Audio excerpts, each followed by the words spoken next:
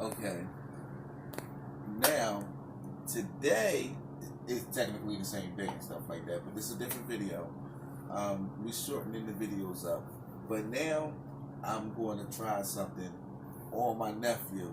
But I'm gonna show y'all something first. Now, on the last video on Proof of Who's God 7, I tied in the gematria of the names. Gematria is the names adding up to certain numbers and things of that nature, which would be corresponding to the names in Proof of Who's God number 6.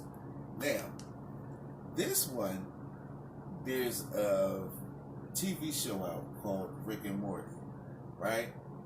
So now I'm gonna give you the symbology of people who know what's going on, but know what's going on, and then they send signs out to you. So I got a clip from Rick and Morty that I want people to listen to, and then I'm gonna explain it to them. All right, go ahead. Bless you. I'll give you 2 arms. What do you think of this flying vehicle, Morty? I built it out of stuff I found in the garage. Yeah, Rick, it's great. Isn't this the surprise? Morty, I had to make a bomb, Morty. I had to create a bomb. What? A bomb? I'm gonna drop it down there. Get a whole fresh start. Create a whole fresh start. That's absolutely crazy. Come on, Morty, just take it easy. Morty's gonna be good. Right now, we're gonna go pick up your little friend Jessica. Jessica? From my math class? When I drop the bomb, I want you to have somebody, I want you to have a thing. I'm gonna make you like a new Adam and Eve, and you're gonna be Adam. And Jessica's gonna be Eve. So that's the surprise, Morty. No, you can't.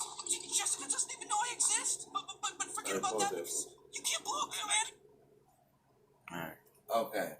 Now, I say that to say, in the last video, well, probably since the first video, I've been revealing like my name and my birth date and my birth year.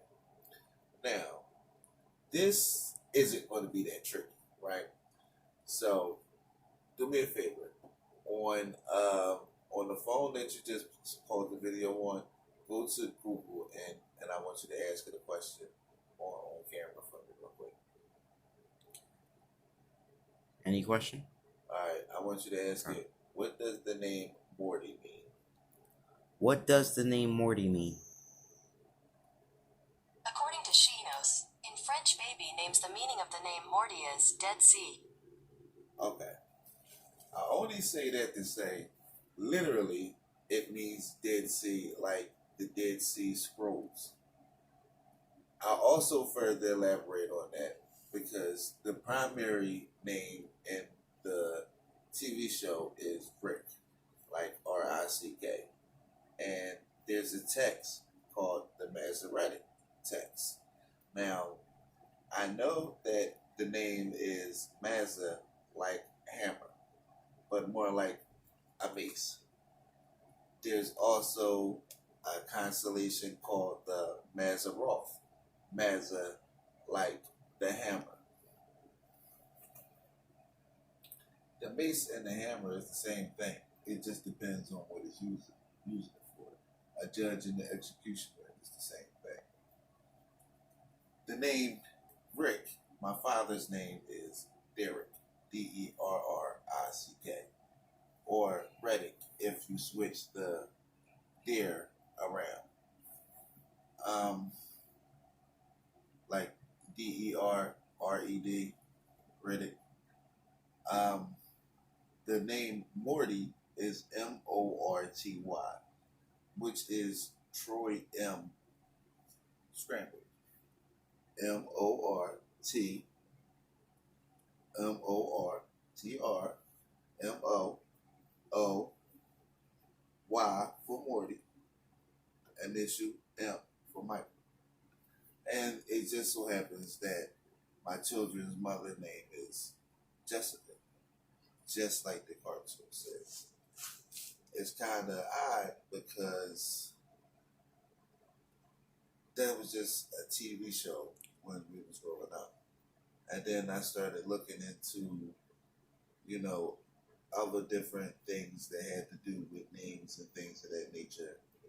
And the Bible just so happen to keep popping up, like the symbol of the cross is being Horus, having the one eye, like Matthew 6:22. The Holy Spirit having to come down, and it came on Barnabas, the one-eyed disciple. There were a lot of different things that I had to do to like question myself. Um, all right, now I only say that about the names because you're not looking for half the things that people thought that they were looking for in order to find out who Jesus is. Now, your name defines you. There was only one person in the Bible who didn't want their name to define them, and that was Jabez. But Revelations chapter 2, verse 17 actually tells you what you were supposed to be looking for, and it wasn't the way that people perceived Jesus. It was actually a name. All right, play it for me. Okay. The hidden manna, and will give him a white stone, and in the stone a new name written, which no man knoweth, saving he that receiveth it. And unto the angel of the church in Thyatira write, These things saith the... That was kind of crazy because I kind of like rewinded the video, and it started off at the part that I was trying to get it to play on. Whereas though it says, no one knows the name except for he who receives it. So the name is scrambled down here because everybody would try to name themselves the name. The whole thing with the virgin shall bear, well, my mother's a virgin, my father's a lion. So literally, my mother's the bear, my father's the lion, Jehovah's the lion, Ursa Major, Ursa Minor. Between the lion and the bear is a sphinx with one eye, Horus. So they already knew that God had one eye, the ancients, but the people didn't want to believe. It didn't really matter because certain things can happen if you want to or if you don't want it to, and that's actually the truth. There's a lot of different things that is happening not because of my will, but because of people and their jealousy. Pause that real quick. Now, this is another correlation that's going to tell you, wrapping you up with the Epic of Gilgamesh, Horus, the sun god, Utu Shamash, Jesus, basically Metatron, all of the names wrapped up in one, but association and disassociation on a metaphysical plane. As far as I am who I am this person, I am that person, I am that person, but I am not that person, that person, that person. I am my brother's keeper. I am my brother, but I am not my brother.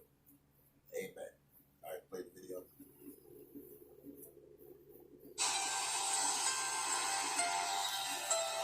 All right. There it is. The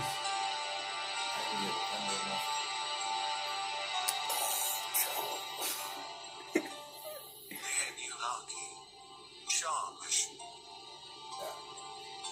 Utu, later worshipped by East Semitic peoples as Shamash, is the ancient Mesopotamian god of the sun, justice, morality, and truth, and the twin brother of the goddess Inanna, the queen of heaven. His main temples were in the cities of Sippar and Lhasa. He was believed to ride through the heavens in his sun chariot and see all things that happened in the day. He was the enforcer of divine justice and was thought to aid those in distress.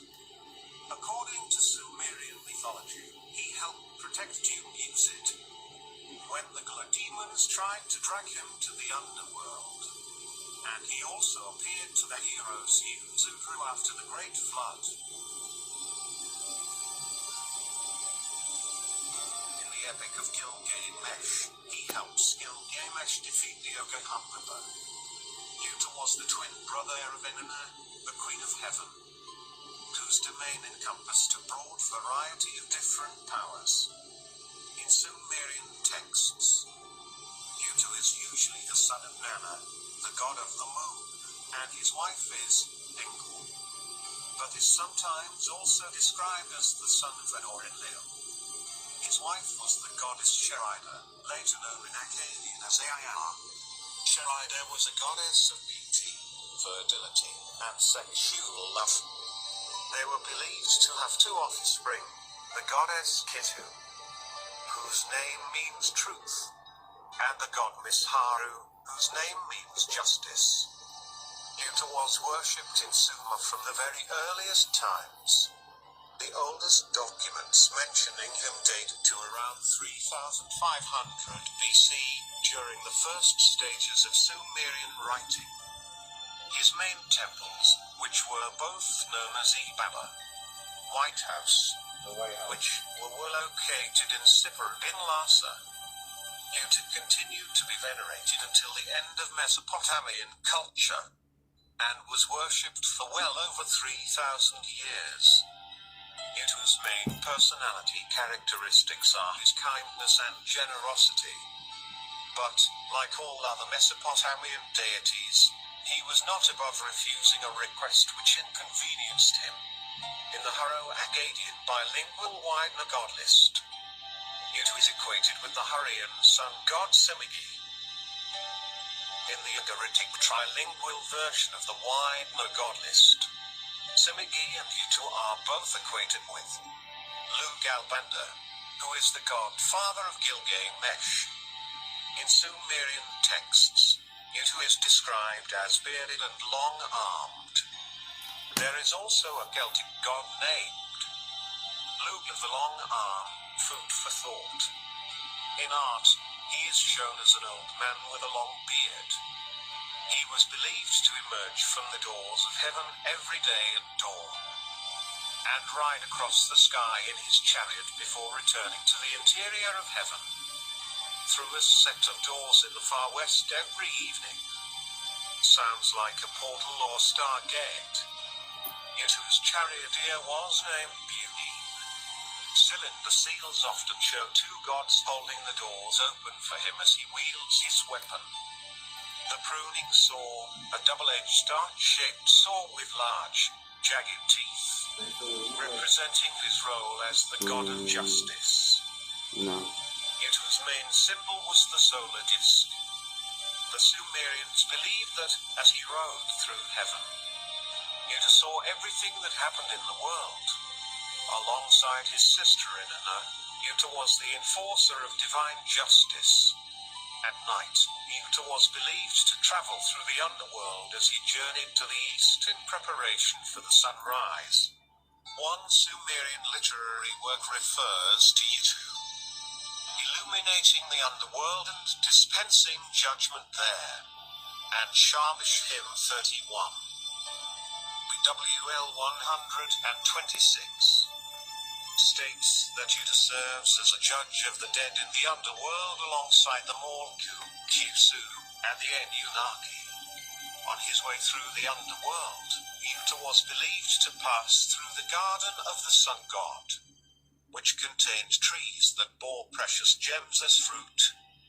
Uta was believed to take an active role in human affairs, and was thought to aid those in distress.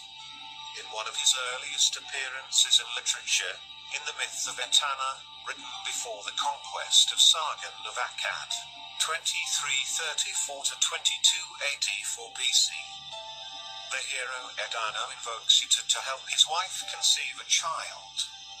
In the Sumerian poem The Dream of Dumusid, Utu intervenes to rescue Inanna's husband Dumusid from the demons who are hunting him.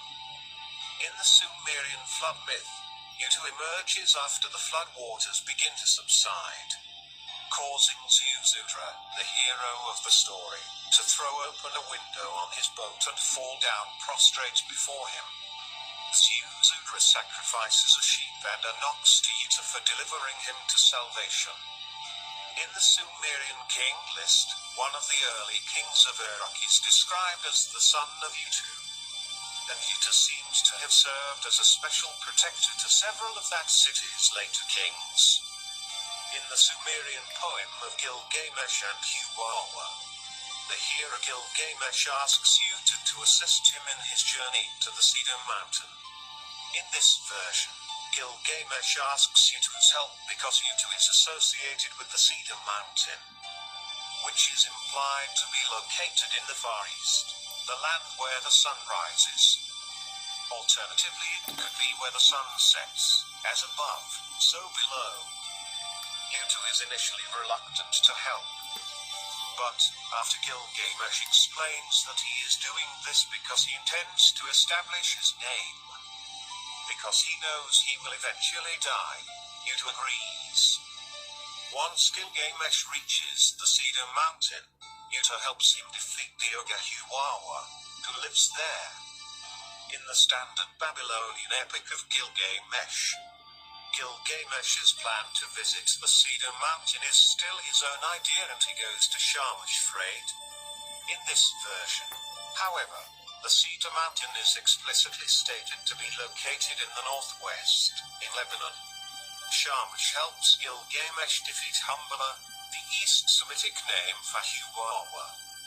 Jeffrey H. Tegay suggests that Lugalban's association with the sun god in the old Babylonian version of the epic strengthened the impression that at one point in the history of the tradition the sun god was also invoked as an ancestor.